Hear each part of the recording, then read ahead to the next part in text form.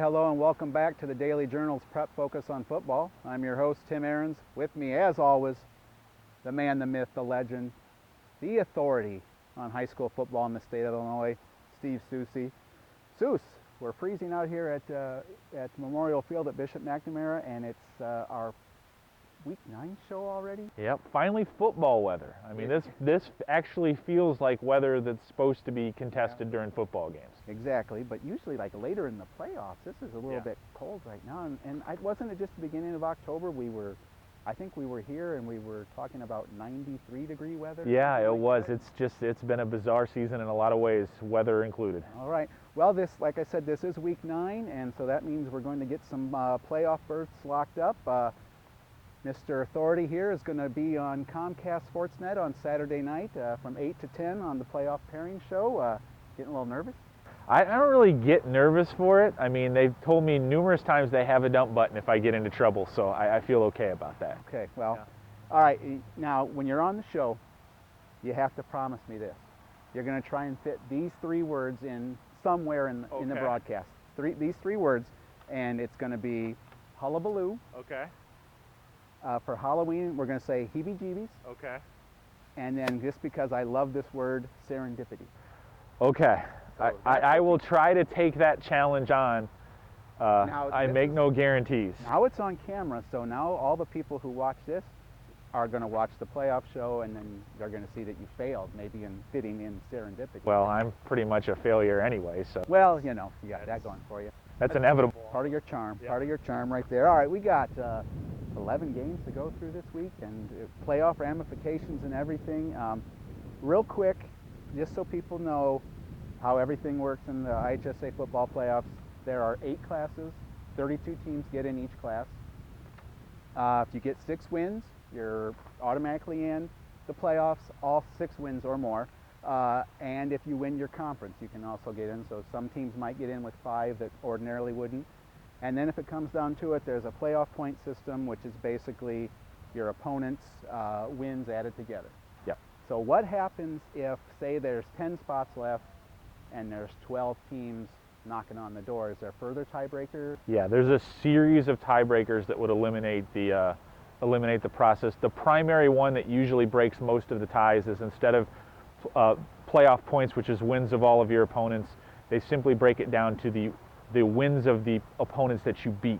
That usually breaks most of the ties. There are other ones, heavier layers to it. Most of the ties are usually broken by that. And I did the math this time, 256. 256? 256, and then once they get to 256, they just take the top 32 teams, and that's Class 8A.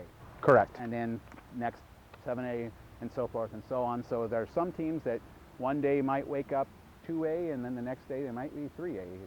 It breaks down that way, and this year it looks like there's a possibility they might have to separate 2 teams between classes by using a coin flip, because they have exactly the same enrollment. So that's interesting as well. It is interesting. All right, and also interesting is going to be these games that we go through. First of all, Bradley Bourbonnais is going to travel up to Tinley Park to play Andrew. Bradley right on the fence?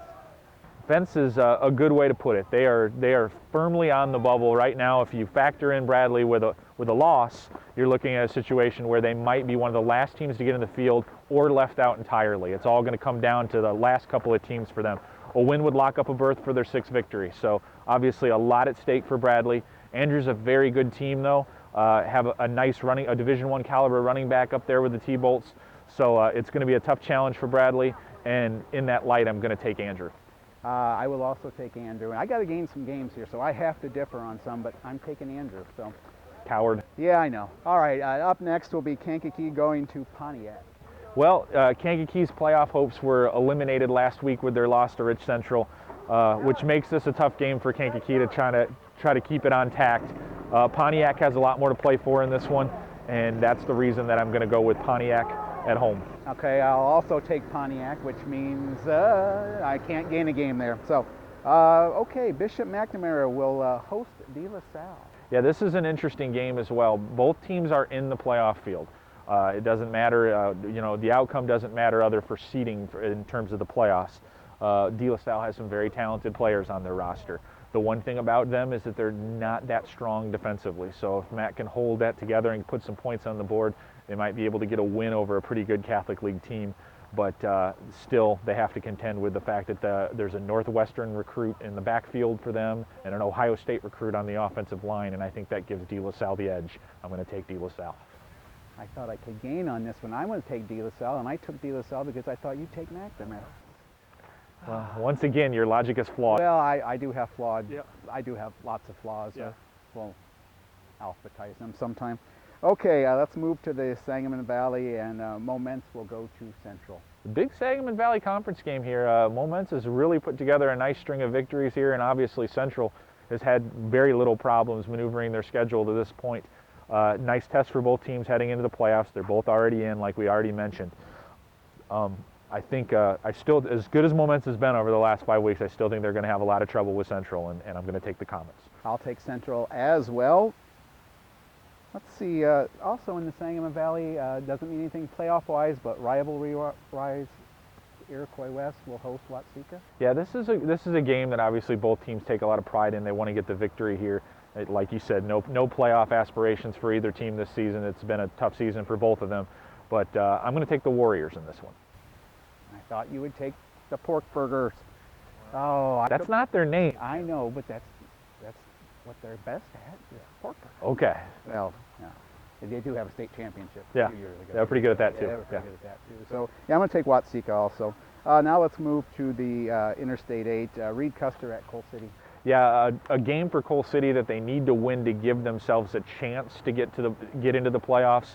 Right now I had the playoff point cut at 38. I think the most Coal City can get is 37, so they're going to need some help. But the first step in that is getting a victory in this game, and I think they'll do it. I'm taking Coal City. Yeah, I'll take them too, although I considered Reed Custer because of that passing attack. You never know. Yep. But you never know kind of weather you're going to get this time of year, and Burr.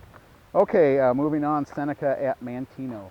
Another team that needs a win here to get themselves into the discussion. Manteno at 4-4, playing Seneca at 7-1. You're looking at a team where Seneca that's really been in a nice role here in the second half, and Manteno needs the win to get themselves to the 5-win level. If they get it, they'll get into the playoffs. They have enough playoff points. So it's a situation where obviously Manteno is in a must-win situation, but Seneca's been really good this year. Their quarterback, Bo Taylor's been excellent, and I think he might be a little bit too much for Manteno in this one, and I'm going to take Seneca. I'll also take Seneca here. Wilmington, who dropped their first game last weekend, will now travel to Herscher to wrap up the regular season.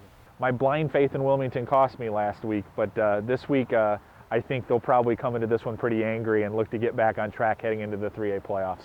I'm going to take Wilmington in this one. Wilmington in this one for me. Dwight at Plano. Plano's the team that beat Wilmington last week, and I'm going to take Plano. There, I beat you to it. Well, there you go. I'm going to take the Reapers as well. That's an easy one for me. Okay.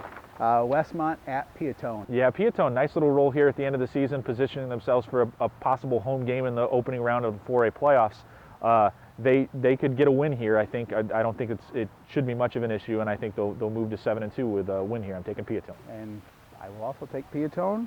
And then finally, down in the Vermilion Valley, Milford will host Clipston.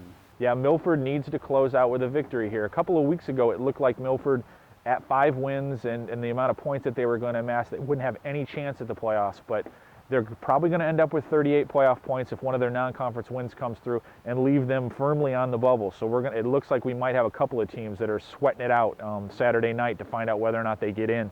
I think Milford easily gets the win here over a struggling Hoopston team. And then it'll just be a wait-and-see period for the Bearcats. So I'm going to just kind of throw this out there. Maybe these teams have the heebie-jeebies a little bit. Thanks, buddy. Give me a nice little helper there. Just trying to help you along here. So, all right, that's going to do it. Now we're going to bring on Bishop McNamara veteran head football coach, Rich Zanani. Well, Coach, another big challenge this week in Catholic League play. I'm sure one of the big concerns throughout the season has been whether or not you're going to be able to survive this one intact. How's your health right now, and are you getting where you need to be with the people you need to have out there? Well, Steve, a couple kids come back, a couple kids are out. We still won't have Dane Toback. We won't have Manny Rogers, of course, Brent Hakeman, Manny Bishop. They're all out this week, so that's 4. Robbie O'Neill's got an ankle problem. He's about 70%, and of course there's a lot of kids like that too. So yeah, this is a tough game because they're very big and solid, and it's a big rival for us. every game is down to the wire. It seems like the last few years.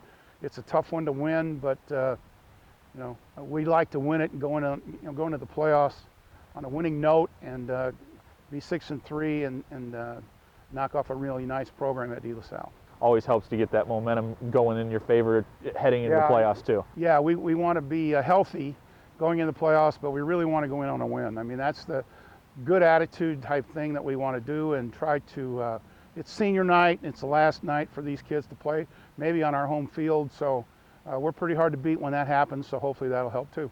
Well, with all the injuries that you've had, it's caused you to have some different people step up for you. Last week I noticed it was Jericho Johnson that stepped up and had a nice game for you.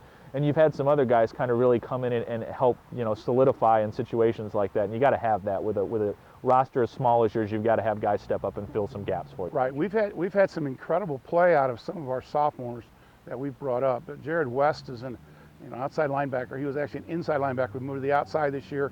Has played phenomenal opposite Robbie because a lot of teams run away from Robbie, and he's done an excellent job. And he's a sophomore. And then Jericho and Steve Tatro is off the sophomore team, has moved up and played for us. And of course, what can you say about Jonathan Ward, a sophomore running back?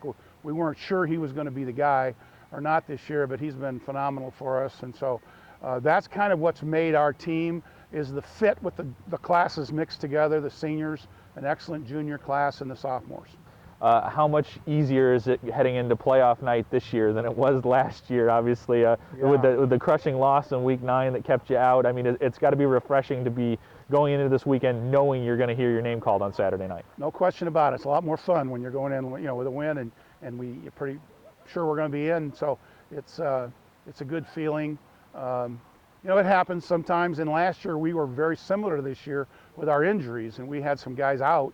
Like Robbie O'Neal only played three and a half games last year, and he's a difference maker. And we had other kids out last year too. But we've been getting these injuries, and now if we can get through this game with a win, I think in the playoffs, Brent Hakeman may come back for us, and he's a great player for us. He's a junior, but he's been out all year, and we may be the healthiest of all once we start the playoffs. That's what we're hoping for.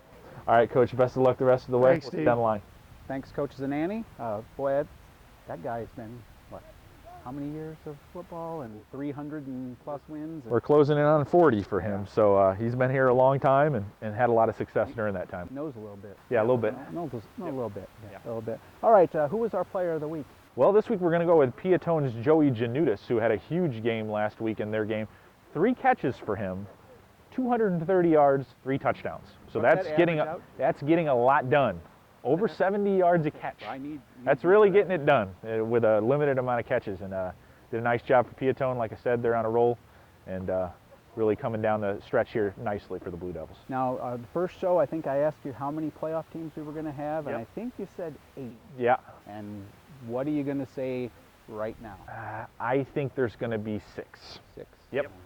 All right. Well, we'll see how that turns out, and where are you going to be on Friday? Friday night I'll be watching the Wilmington and Herscher game, regular season capper for those two teams.